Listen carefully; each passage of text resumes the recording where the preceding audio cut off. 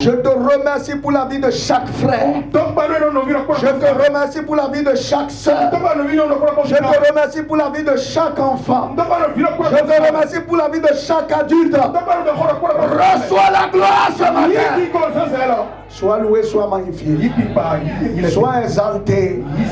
Merci Seigneur. Dispose notre cœur. Prépare-nous maintenant à recevoir ta parole. Nous menaçons les principautés, les dominations, les esprits méchants dans les lieux célestes qui ont déjà trouvé une place pour s'infiltrer. Que la présence de Dieu vous renvoie du milieu de nous.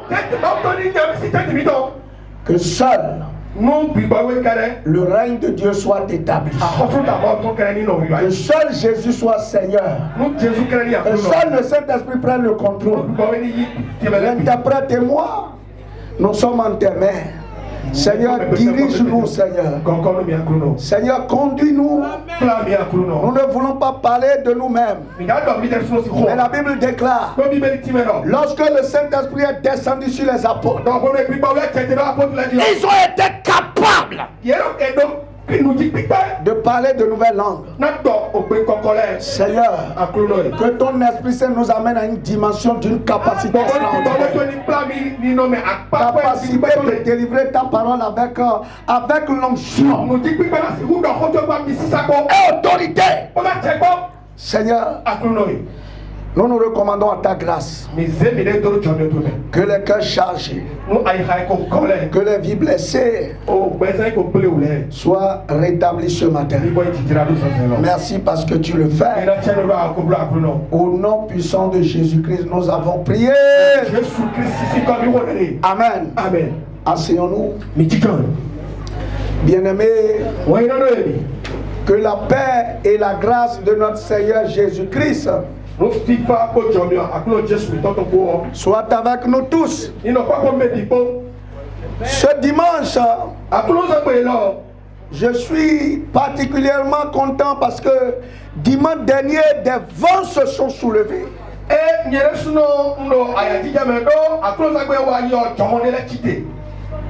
si Dieu n'était pas avec nous, je ne sais dans quel état on sera ce matin. Mais Dieu, le maître suprême de l'univers, il a dit non. C'est pourquoi je déclare que ce 9e mois, le plan de l'ennemi ne s'accomplira pas sur ta vie. Ce 9e mois sera le mois de ton affranchissement. Ce 9e mois, Dieu va te créer une opportunité exceptionnelle. Ce mois, tu vas compter les bienfaits de Dieu. Et tu verras qu'ils sont très nombreux dans ta vie. Que la grâce, la paix et la bonté de notre Seigneur Jésus nous accompagnent tout au long de ce 9e mois. La maladie n'aura pas de cité dans nos vies. Que vos corps reçoivent la guérison divine.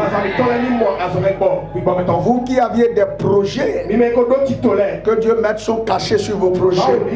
Que vous soyez donné au-delà de votre imagination. Que le Seigneur se lève. Qu'il vous fraye un chemin là où vous n'y pensez même pas. Que Jéhovah marche avec toi. Le Tout-Puissant, qu'il pourvoie tous tes besoins. Qu'il te comble de ses bienfaits. Et que tu sois appelé la bienheureuse du Seigneur. Le bienheureux de l'Éternel. Soyez bénis au nom de Jésus. Amen. Amen. Bien-aimés, sans plus tarder, nous allons continuer notre message. Le thème du message est intitulé Brise ses cônes dans la prière afin de vivre heureux. Cela veut dire que la vie heureuse dépend de certains facteurs Il y a des choses, tant qu'elles sont présentes, la vie heureuse ne peut pas être une réalité. Ce matin, par la grâce de Dieu, ces cornes seront brisées. Au nom de Jésus. Je vais lire un des textes de la fois passée. Exode 30, verset 1 à 2.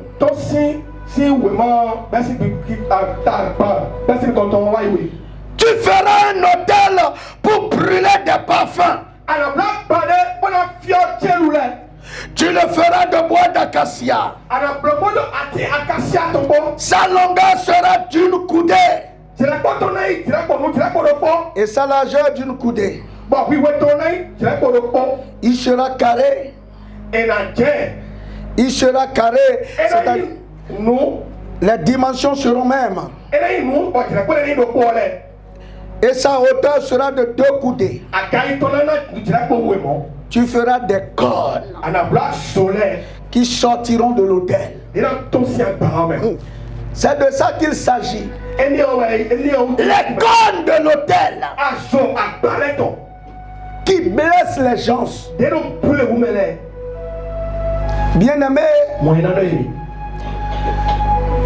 ce matin, avant de poursuivre le message,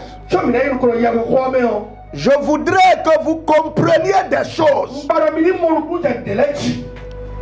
Certains chrétiens croient que la réalité des hôtels, des fondements et des alliances négatives ne les concernent plus. Parce que pour eux, la Bible déclare que Jésus a tout fait, mais qu'il ne reste plus rien à faire. Et donc quand on aborde ce thème,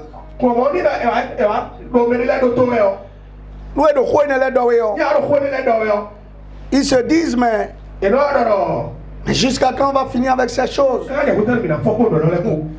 Mais je vais vous dire une chose. Il y a très peu de chrétiens dont les vies reflètent la gloire de Dieu. Au moins sur ça, au moins sur ce point-là, vous êtes d'accord avec moi que très peu de chrétiens ont une vie qui glorifie le Seigneur, une vie rayonnante, une vie glorieuse. Voyez, la rentrée approche, mais beaucoup sont ceux qui ne dorment plus. Au moment où les gens ont déjà fait la provision pour l'année scolaire, certains chrétiens, parents d'enfants, continuent à se poser la question comment les enfants vont commencer la rentrée. Ce matin, la provision divine sera à ta portée. Dieu te fera accéder à la provision divine. Mes frères, on a commencé la fois passée à montrer ce que l'autel fait dans les vies. Et je veux quand même revenir sur quelques-uns. Et pendant que je dis, tu vas voir si ces signes-là, il n'y en a rien qui soit dans ta vie. Parce que la prière efficace, c'est la prière qui est convaincue et basée sur des choses que vous voyez réelles en vous.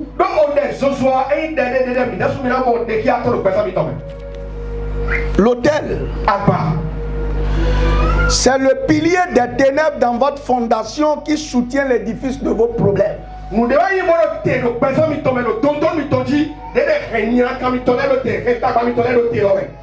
Si quelqu'un a un problème dans sa vie, c'est le signe qu'il y a un autel qui est derrière le problème. Vous savez, Jésus-Christ que nous adorons n'a pas eu des problèmes que nous avons aujourd'hui. Non. Est-ce que manger était un problème pour Jésus? Entre nous, ce qu'on va manger là, c'est un problème pour Jésus? Avoir de l'argent pour régler le problème, est-ce que c'est un problème pour Jésus? Mais tu es chrétien, petit Christ, et ces choses continue toujours de te menacer et tu dis que les hôtels n'existent pas. La pauvreté, ce qui retient, ce qui soutient la pauvreté dans une vie, c'est l'hôtel. Les échecs répétés. Tu commences ce projet, ça ne marche pas. Ce sont les hôtels. Voilà que tu n'y crois pas. Parce que tu es en Christ. Au moins en Christ. Christ, lui, n'avait pas le problème du quotidien. Qu'est-ce que je vais manger? Comment les enfants vont commencer la rentrée? Voyez, même quand il voit 5000 étrangers, Jésus n'a pas peur. Mais je suis sûr qu'il y a des gens, on a dit les enfants viendront en vacances chez toi, vous avez trouvé des alibis pour refuser parce que vous-même là, quand vous regardez vos poches, vous te dites, mais avec ce que j'ai déjà là, si les enfants viendront s'ajouter, qu'est-ce que ça va donner? L'autel,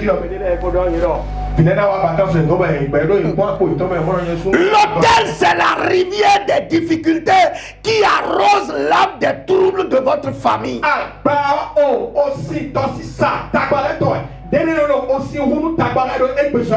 Il y a des troubles dans les foyers, dans les familles. Troubles comme quoi? On a tout fait, papa a tout fait. L'enfant est décidé. Mais sa tête a refusé d'enregistrer le papier du blanc. Est-ce que c'est pas un trouble ça? Papa fait tout. On tape l'enfant. Et pourtant, il est pagailleur. Il est délinquant. Est-ce que ce n'est pas un trouble ça? Comment vous comprenez cela? Bien-aimé, est-ce que ce n'est pas des choses vraies? N'avons-nous pas des enfants, des serviteurs de Dieu? N'avons-nous pas des enfants des chrétiens qui ont des vies reprochables? On a retrouvé des enfants de pasteurs parmi les braqueurs. Comment cela est possible? En tant que serviteur de Jésus-Christ, il y a un autel qui l'a combattu et il a laissé cela. C'est ça la réalité.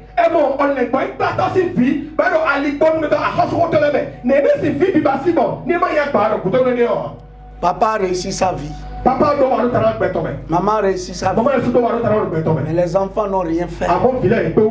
C'est l'autel satanique de vos familles. Le pire, les gens prient. Mais cette chose ne change pas. Parce que le pasteur ne prie-t-il pas? Les chrétiens ne prient-ils pas? Mais pourquoi ces troubles sont dans leur famille? Il y a la rivière qui arrose l'âme des troubles. Et cette âme ne se dessèche pas, même de génération en génération, l'âme là est toujours florissant.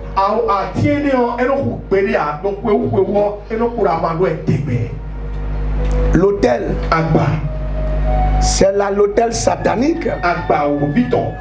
C'est la puissance cachée qui est toujours derrière chaque problème de votre vie.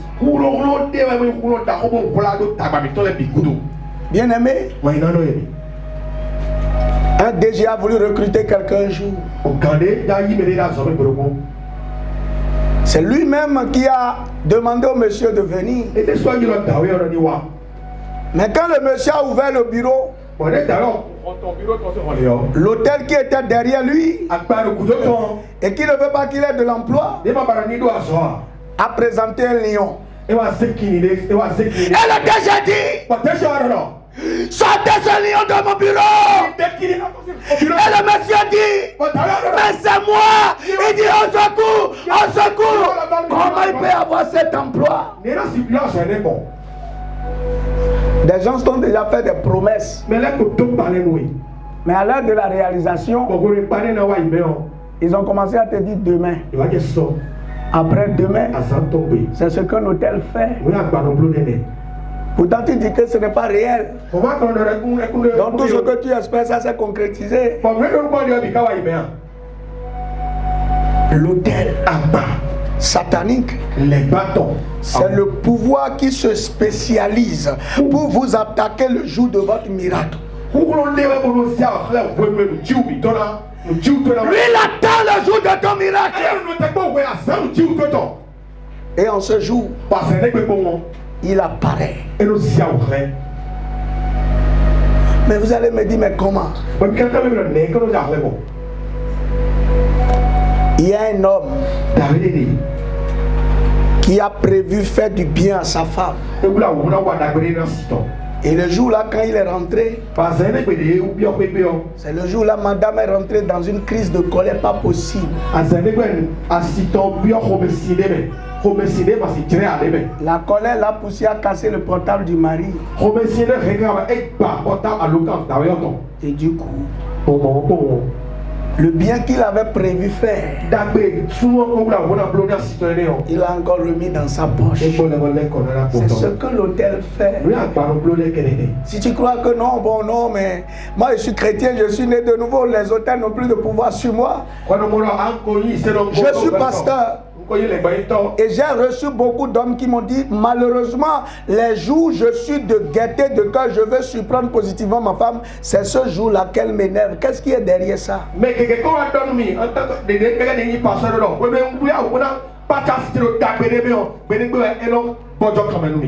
mes frères, l'hôtel est une réalité. C'est pour cela que je parle de ces choses, pour que tu fouilles ta vie, pour voir si tous les quelques signes que je viens de donner, tu n'en as rien trouvé.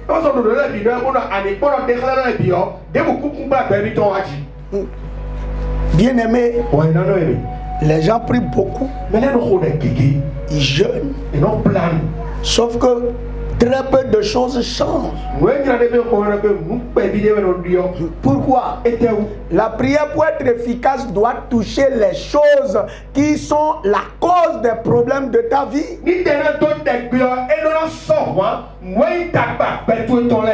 Et souvent, les gens font des traitements symptomatiques et sont étonnés de voir que ça ne marche pas.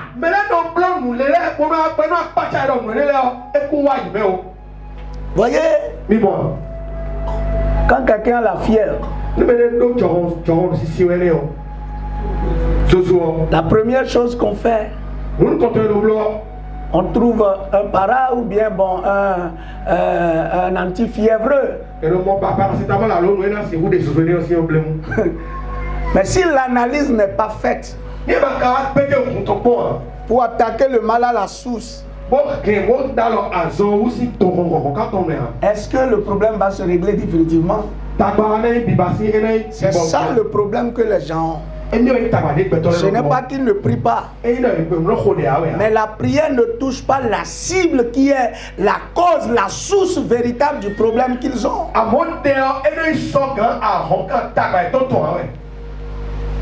Bien aimé, je voudrais encore vous rappeler que c'est après l'œuvre de Jésus à la croix que Paul a dit dans Ephésiens 6, le verset 12. Paul a dit, car nous n'avons pas à combattre contre la chair et le sang, mais contre les principautés, les dominations. Paul parle d'un combat. Même après la croix.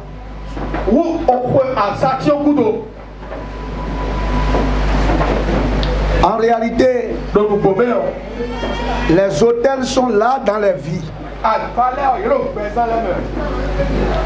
Et bon, nous devons en prendre conscience. pour mener un combat comme cela convient.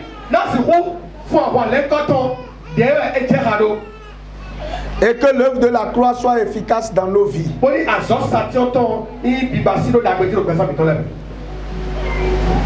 Bien-aimé, j'ai vu deux choses. J'ai vu deux choses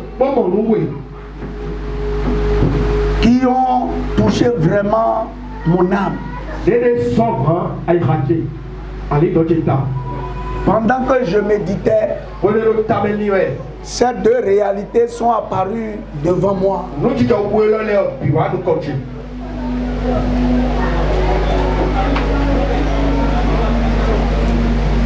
La première chose, je connais un diacre. C'est un homme exemplaire.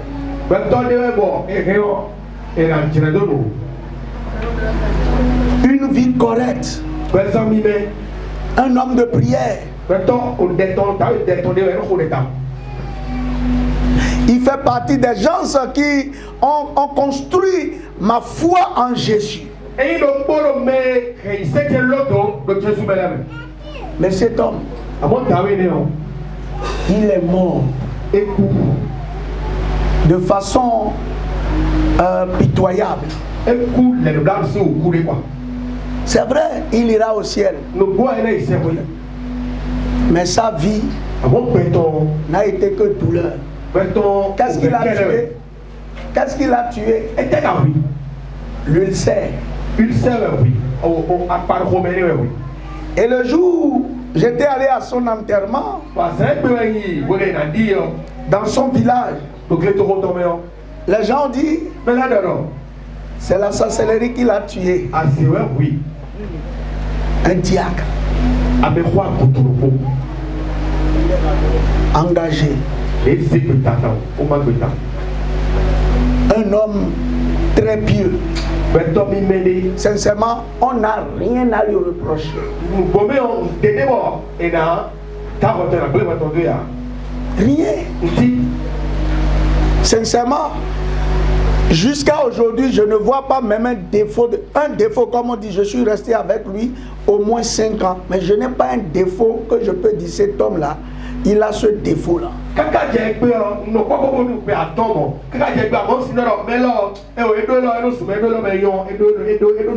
Sa famille témoigne de sa foi. Mais comment la sorcellerie a atteint sa vie pour le tuer? Le jour où il mourait, il a 3 enfants, 2 filles et un garçon. Il est mort un dimanche. Et ce jour, il a appelé sa femme, ses 3 enfants, et ils l'ont entouré. Et puis il chantait ce chant. Et c'est dans ça qu'il est parti. Tout joyeux, bénissons le Seigneur. Chantons et célébrons ses louanges. Adorons avec foi le Sauveur. Nous joignons au céleste phalange. Gloire à Dieu, gloire à Dieu. Gloire à Dieu. Dans gloire à Dieu, son âme est partie. Oui, moi je suis effectivement, il est mort avant son âge. Il n'est pas allé à la retraite. Ses enfants étaient encore petits. Et c'est comme ça que sa voix a commencé à trembler. Jusqu'à il est parti. C'est vrai, il ira au ciel. Mais quelle gloire il a laissé. L'autel est une réalité. Le deuxième cas, je connais un homme très engagé. Il a fui le péché. Il prie beaucoup. Mais quand il voit une opportunité, Il voit bien les opportunités. Mais il n'en profite jamais. Il peut gagner un grand contrat. À la fin, il finit toujours par faire des dettes. Il est engagé, il est enthousiaste devant beaucoup de situations. Mais quand il fait le point, il voit que ça n'a rien apporté. Pourtant c'est un chrétien.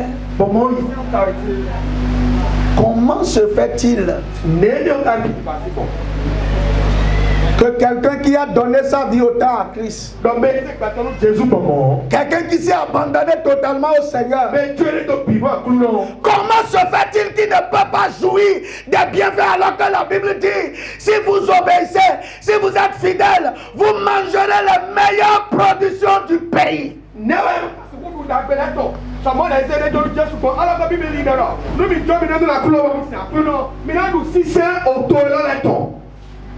Bien-aimés, ce sont autant de situations qui m'ont amené à réfléchir, à dire mais quelque chose se passe dans les vies. Il y a une anomalie dans les vies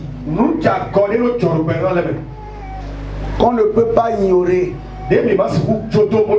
On ne peut pas banaliser cela.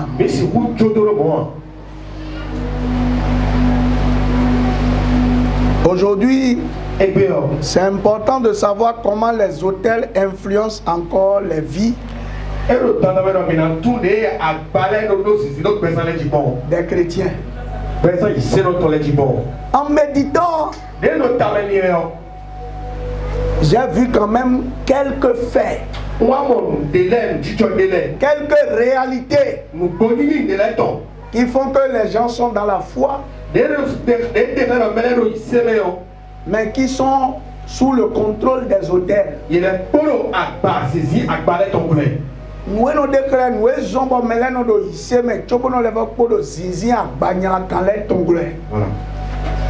J'ai vu, en me posant des questions, moi je me pose beaucoup de questions. Par exemple, quand des choses arrivent dans ma vie, au lieu de dire non, j'accuse les autres, non. Comment moi, un chrétien, un païen va prendre mon argent, il ne va pas me rembourser. Moi, un chrétien, il y a un problème. Parce que, écoutez, quelqu'un peut-il prendre l'argent d'un féticheur et se coucher sans le rembourser ça? Oh, je déclare que moi je dépasse le féticheur. Mais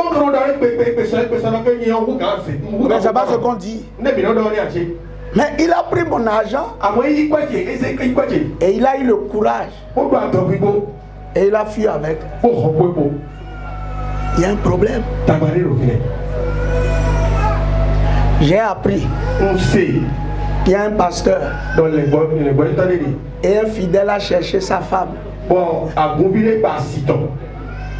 Vous trouvez que c'est normal ça?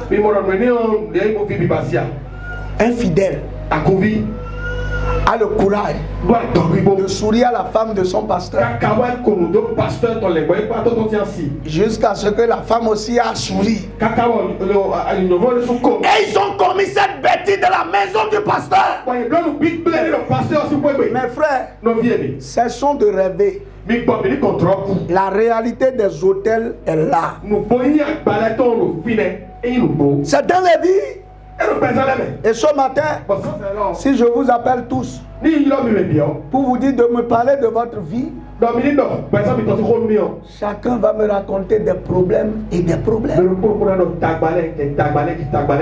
D'où viennent ces problèmes? Alors que Jésus a tout payé à la croix, les hôtels sont là. Alors ce matin, parce que je ne peux pas tout dire en une seule fois, il y a deux réalités des chrétiens. La première réalité, nous allons lire dans Exode 20, du verset 3 au verset 5, qui se lit comme suit. Tu n'auras pas d'autre Dieu devant ma face. Tu ne te feras point d'image taillée, ni de représentation quelconque des choses qui sont en haut dans les cieux, qui sont en bas sur la terre. Non, c'est pour moi. C'est pour moi. Qui sont en bas sur la terre,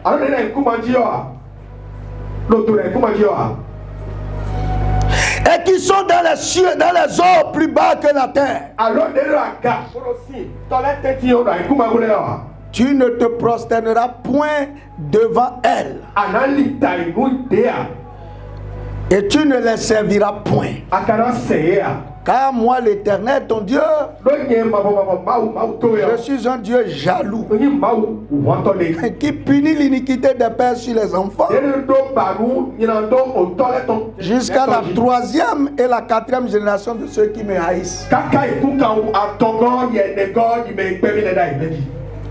Aujourd'hui, l'autel est encore présent dans la vie de beaucoup par le biais de l'idolâtrie.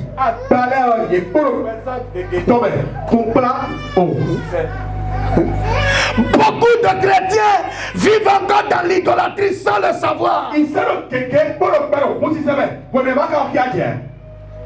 Écoutez, d'après ce verset,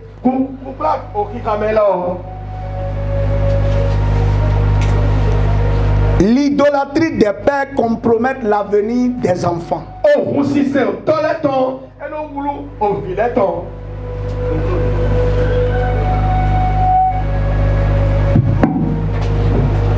Car Dieu est foncièrement contre l'idolâtrie.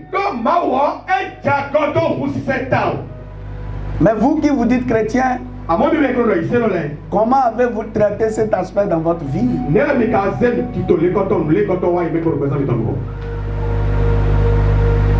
Tes papas. Écoutez, moi, mon père direct, celui qui m'a mis au monde, je ne l'ai pas vu dans l'idolâtrie. Mais son papa était vautré dans l'idolâtrie. La Bible déclare que Dieu punit l'iniquité des pères sur les fils jusqu'à la 3e et la 4e génération. Moi, je suis à quelle génération de mon grand-père qui est roi? 3e génération. Si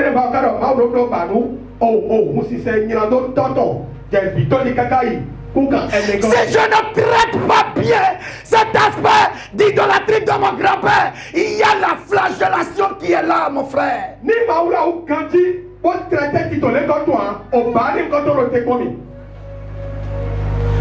La maman de ma maman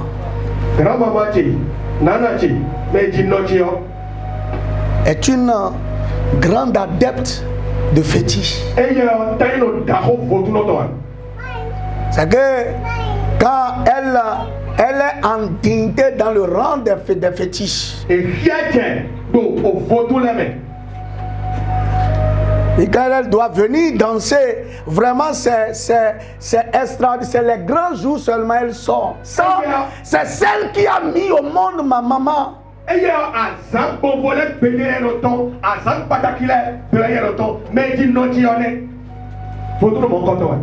Ça, c'est pas des choses qui sont cachées. Je connais. Puisque je l'ai vu.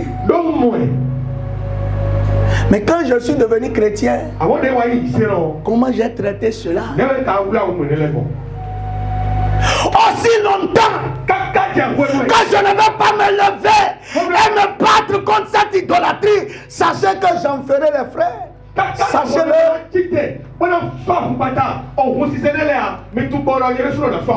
Mes frères, quand j'étais bébé, ma grand-mère est venue. Elle a chanté. Quel chant elle va chanter? Un chant de Dieu. Donc mon âme a enregistré quoi? Ces chants-là sont dans mon âme. Vous voyez, c'est tellement dans les âmes des gens qu'à l'église là, même les chants des fétichistes, on transforme ça pour mettre Jésus dedans, mais l'inspiration, la source d'inspiration, c'est qui?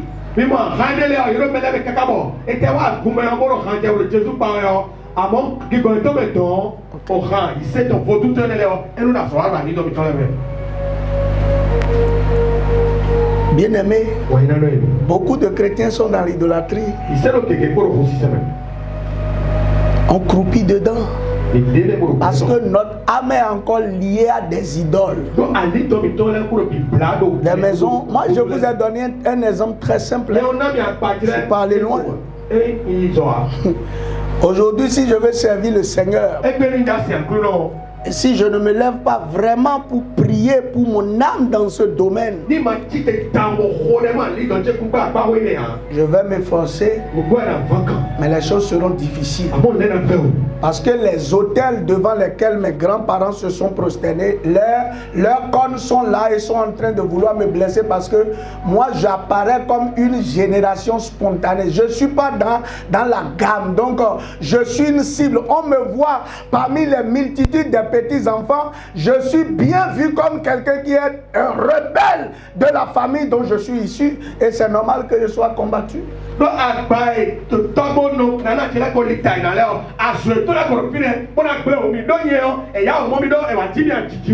Oui, Jésus a dit, allez annoncer la bonne nouvelle à toutes les nations et baptisez-les. Mais il a continué en disant, enseignez-leur à devenir des disciples. Tant que la réalité de l'idolâtrie n'est pas finie dans ma vie, elle discute avec la bénédiction de Dieu me concernant.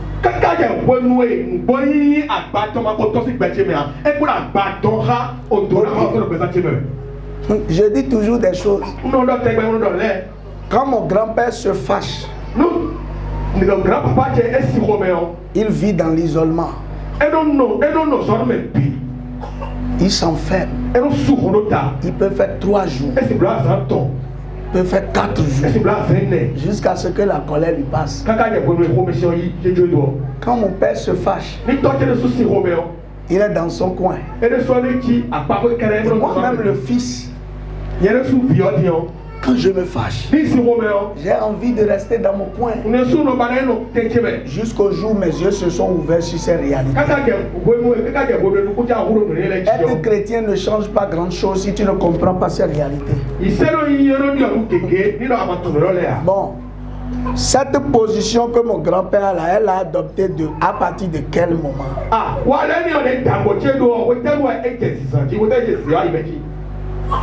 Et moi-même, je suis fils aujourd'hui. Mais me voilà aussi être tenté, poussé à poser les mêmes pas. Et pourtant, je dis, non, Jésus m'a déjà affranchi. À la croix, tout est fini. Est-ce que j'ai traité ça dans mon âme? Ta maman, quand elle est fâchée, elle parle beaucoup. Et toi-même, quand tu es fâché un peu, c'est la même chose. Et pourtant, tu viens dire que non, que toi, tu es chrétien, tu pries. Comment ça peut marcher si tu ne traites pas le problème à la base?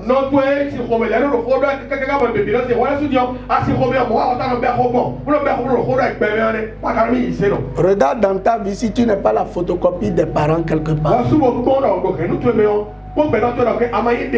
Et tu comprends les réalités que ce que tu vis là. Pourquoi ton cas est pire que celui des autres? Parce que chez toi, tu dis que tu veux te démarquer. Donc tu es déjà sur le viseur, mais tu fais les mêmes choses. Les choses viennent dire comment? Tu sais que tu vas faire ça et pourtant tu nous as combattus. Tu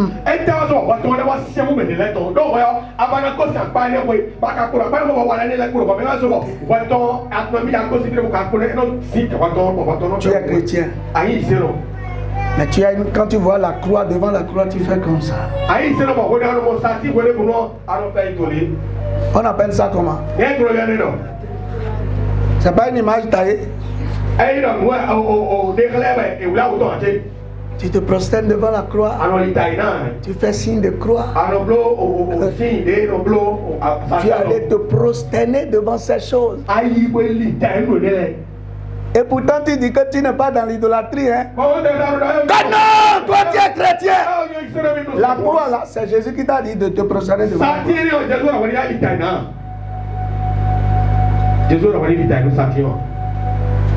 Et je vais loin. Il y a beaucoup. Vos leaders spirituels ont pris la place de Dieu dans votre cœur. Ah, le pasteur il est puissant. C'est pas Dieu qui est puissant. Le pasteur il est puissant. Le prophète non. C'est lui. Quand il dit là, tu ne veux même pas chercher à fouiller si Dieu a dit. Mais lui, c'est lui qui a dit. Je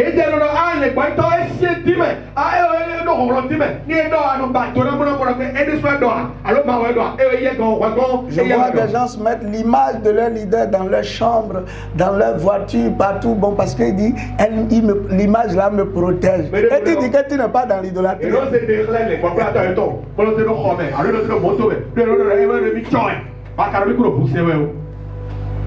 Il y en a encore parmi vous qui envoient toujours les cotisations au village. Quand tu cotisations, tu ne rates jamais.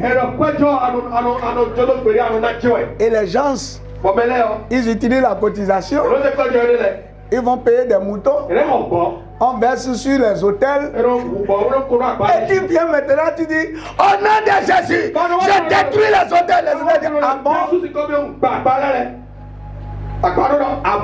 Toi, tu viens de me vénérer, tu te lèves contre moi. Ah bon? Problème là, tu n'as encore rien vu. Des chrétiens. Moi, je ne parle pas des païens, parce que je parle des chrétiens.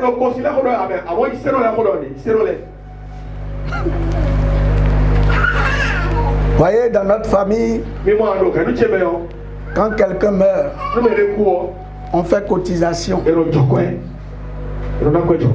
On fait le dispatching de tout ce que on a déjà dépensé. Donc ça peut être 300, ça peut être 500, ça peut être 1000 francs. Moi,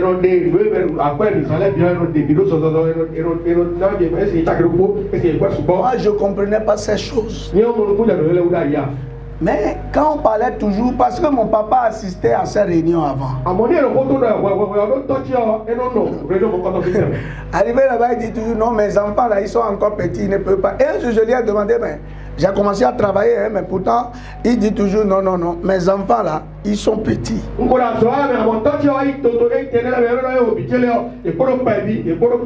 Et un jour, je lui ai posé la question, papa, mais pourquoi tu agis comme ça?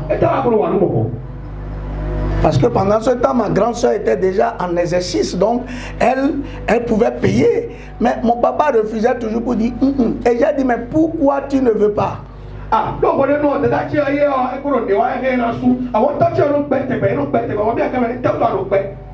Et il m'a dit, c'est vrai, on vous dit que cet argent-là, qu'on le prend pour payer le linceul de celui qui est mort. Mais en réalité, quand on finit de payer, on fait une cérémonie sur les enceintes.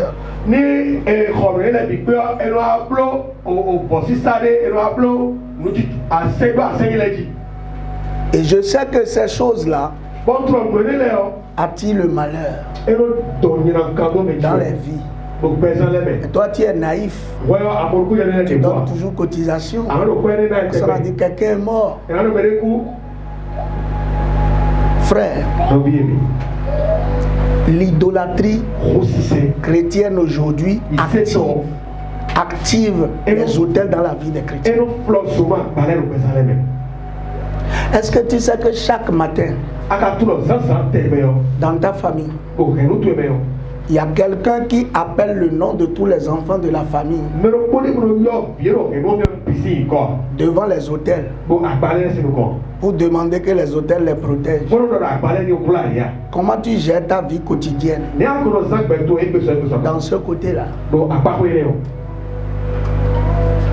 voyez, il y a une prêtresse qui chaque matin rentre dans l'hôtel des Ascentes au nom de toute la famille.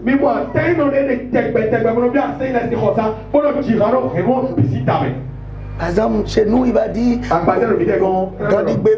vous viticlimez le taux de mes mères, que nous mettons à jamais ailleurs. Il y a des gens qui sont dans le tour, mais ça, ça au point et dima, au donouye, on regarde à Benaye. Bon, quand il dit ces choses, je porte le nom ou je ne porte pas. Ce qu'elle a dit là, je suis dedans, je ne suis pas dedans. Qu'est-ce que moi je fais pour m'enlever chaque matin? Chaque matin, quelle est mon attitude pour que quand elle a fait cette prière là, que moi je ne sois pas pris en compte?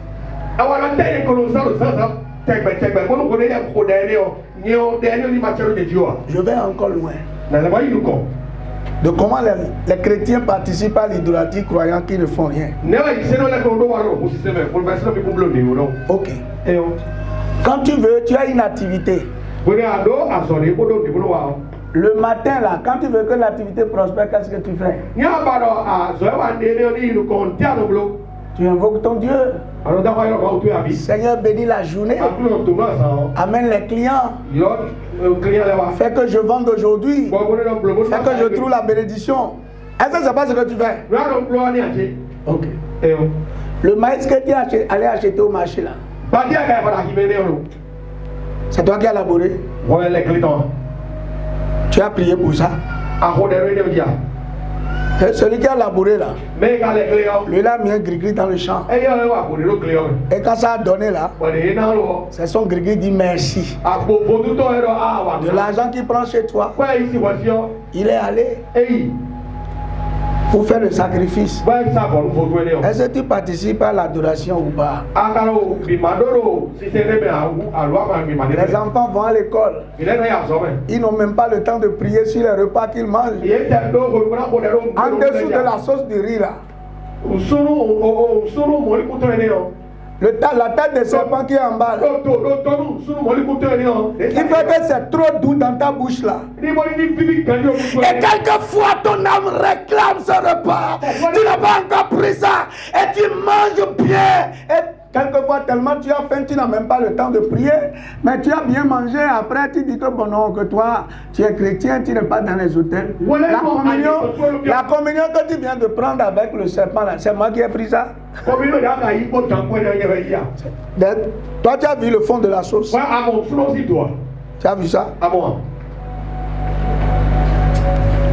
Mais vous mangez, et souvent ces sauces sont d'une douceur extraordinaire.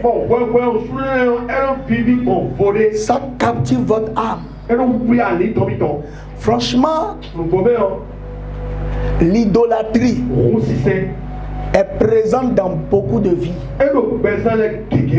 Il y en a même quand on prépare chez vous, vous n'avez pas le temps même de prier à la maison. Oh, ce repas-là. Non, c'est vrai, vous n'avez rien. Mais la source, la première source, tu sais d'où ça vient?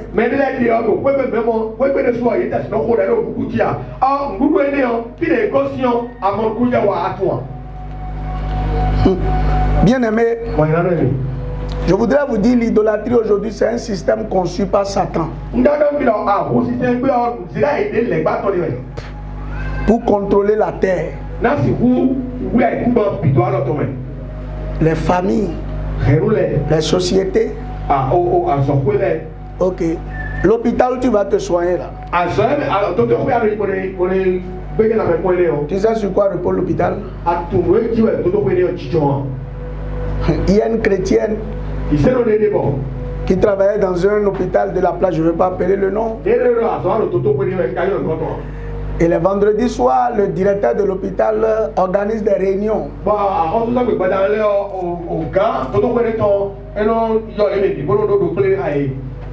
Et elle ne participe jamais parce qu'elle est chrétienne. Un jour, le patron lui a dit, toi tu sais tout ce qu'on fait pour que les malades viennent, pour qu'on les soigne ici. Et on te dit qu'à de venir en réunion, tu ne veux pas venir. Si tu ne viens plus prochainement, on va te chasser.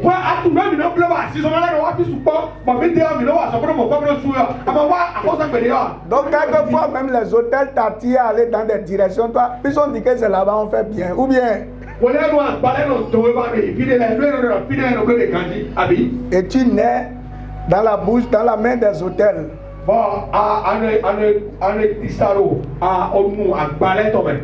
Mais tu ne pries jamais contre ça.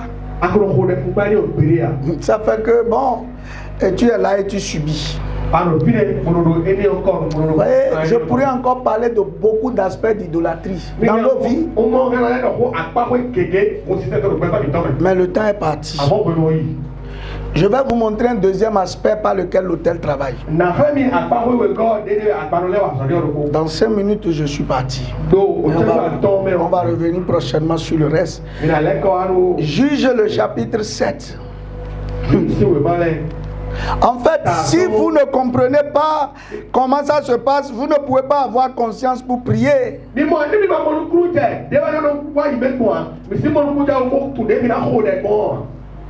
Juge le chapitre 7.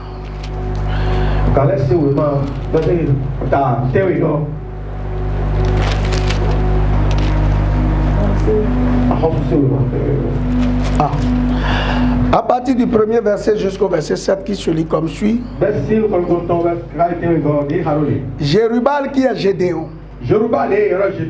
Et tout le peuple qui était avec lui se levait de bon matin et campait près de la source de Harod. Le camp de mendiants était au nord de Gédéon, vers la colline de Morée dans la vallée. L'Éternel dit à Gédéon, le peuple que tu as avec toi est trop nombreux pour que je lui mendie entre ses mains. Il pourrait en tirer gloire contre moi et dire c'est ma main qui m'a délivré. Publie donc ceci aux oreilles du peuple. Que celui qui est craintif et qui a peur s'en retourne et s'éloigne de la montagne de Galade. 22 000 hommes. Parmi le peuple s'en retournait et il en resta 10 000. Il dit à Gédéon, le peuple est encore trop nombreux. Fais-les descendre vers l'eau. Et là je t'en ferai le triage. Celui dont je te dirai que celui-ci avec toi ira avec toi. Et celui dont je te dirai que celui-ci n'aille pas avec toi n'ira pas avec toi. Gédéon fit descendre le peuple vers l'eau. Et l'Éternel dit à Gédéon, tous ceux qui laperont l'eau avec la langue comme lappe le chien, tu les sépareras de tous ceux qui se mettront à genoux pour boire. Ceux qui lappent l'eau et en l'apportant à la bouche avec leurs mains furent au nombre de 300 hommes. Et tout le reste du peuple se mit à genoux pour boire. Et l'Éternel dit à Gédéon, c'est pas les 300 hommes qui ont la paix que je vais sauver, que je sauverai et que je livrerai mendiant tes mains. Que tout le reste du peuple s'en aille chez soi. Mes frères, les autels opèrent dans nos prises de décision et dans nos choix. Les hôtels nous influencent au moment de nos prises de décision et au moment d'opérer les choix. Gédéon allait prendre 32 000 personnes au lieu de 300. Regardez tout le poids qu'il a porté. Dans 32 000 personnes. Même 10% n'était pas nécessaire pour que Dieu fasse ce qu'il a fait. Tu as une société. Tu engages les gens à gauche, à droite. C'est le Seigneur qui t'a dit le nom là. Tout ce poids que tu traînes, qui te l'a fait porter. Et pourtant tu dis, je suis chrétien, les hôtels ne m'influencent pas. Ici là, Gédéon avait déjà renversé l'autel, il avait déjà renversé l'autel, il a posé un autre autel. Et pourtant, quand il a voulu faire le choix, il n'est pas allé devant l'Éternel.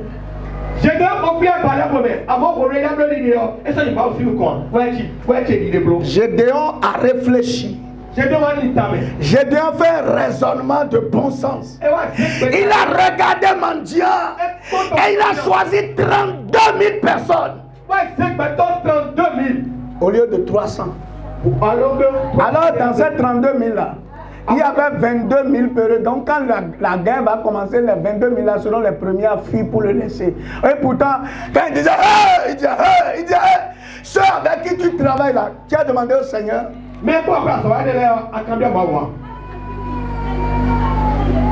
Tu as demandé au Seigneur. Ceux qui travaillent avec toi, c'est Dieu qui t'a dit d'aller avec eux. Ou c'est toi-même. Jésus dit, ce n'est pas vous qui m'avez choisi, c'est moi qui vous ai choisi. Tout ce que tu as, regardez le poids de 32 000 personnes, alors qu'il ne fallait que 300. Malheureusement, beaucoup de chrétiens ont fait de mauvais choix pour leur mariage. Ils ont fait de mauvais choix pour l'activité qu'ils font aujourd'hui. Ils ont fait de très mauvais choix sur les filières qu'ils ont choisies. Mes frères, comment tu es arrivé là où tu es aujourd'hui? Un chrétien ne peut pas manquer d'emploi. Si c'est Dieu qui t'a envoyé là-bas. Moi, je regarde toujours mon cas. Le jour où je composais la dernière épreuve à l'université, la première entreprise qui m'a donné emploi était créée le jour-là. Ça veut dire que pour nous, Dieu est capable de provoquer un événement pour que notre situation soit prise en compte.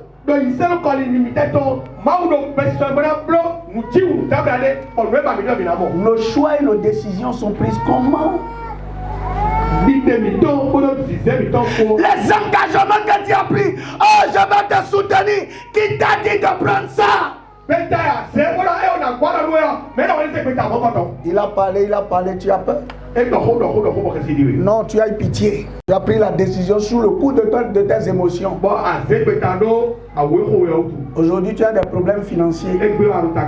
Parce que la personne là, elle est sous la malédiction. Dieu voulait qu'elle comprenne qu'elle est sous la malédiction pour se convaincre. Mais toi, tu donnes ton argent à quelqu'un qui est maudit parce que tu as pitié de lui. Comment tu peux réussir? Comment tu peux réussir? Émotion, pitié, des sentiments incontrôlés provoqués par les autels. Est-ce que tu as su d'aller dans la direction que Dieu a dit que tu dois aller? Ce matin, je veux qu'on s'arrête et que chacun fouille sa vie. Comment je prends mes décisions? Quel est le processus d'analyse, de prise de décision chez moi?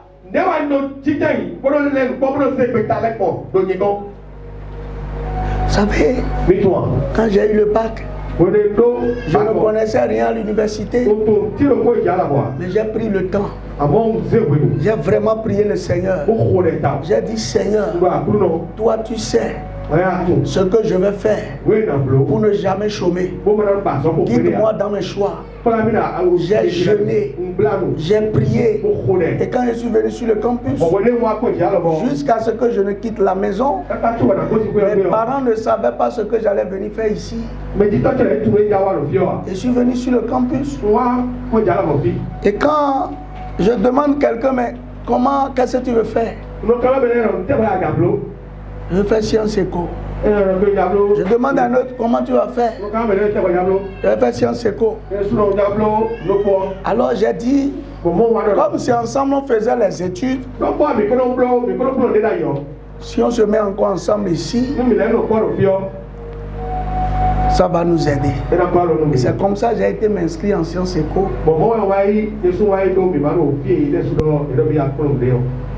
Et quand je suis rentré, des frères à l'église ont dit, oh c'est fini. Tu iras à un pèlerinage. Les gens ne corrigent pas les copies dans ce département-là. Ils sont tellement nombreux.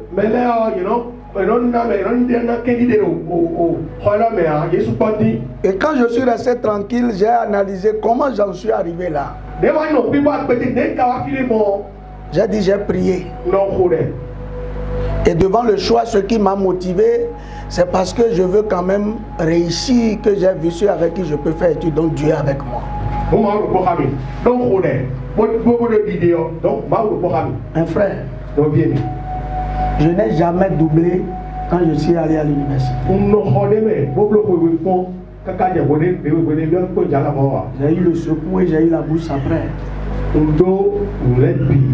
Et quand j'ai fini, je n'ai jamais fait un seul jour de chômage. Avant de faire ce choix, j'ai prié le Seigneur. Comment fais-tu tes choix? Comment?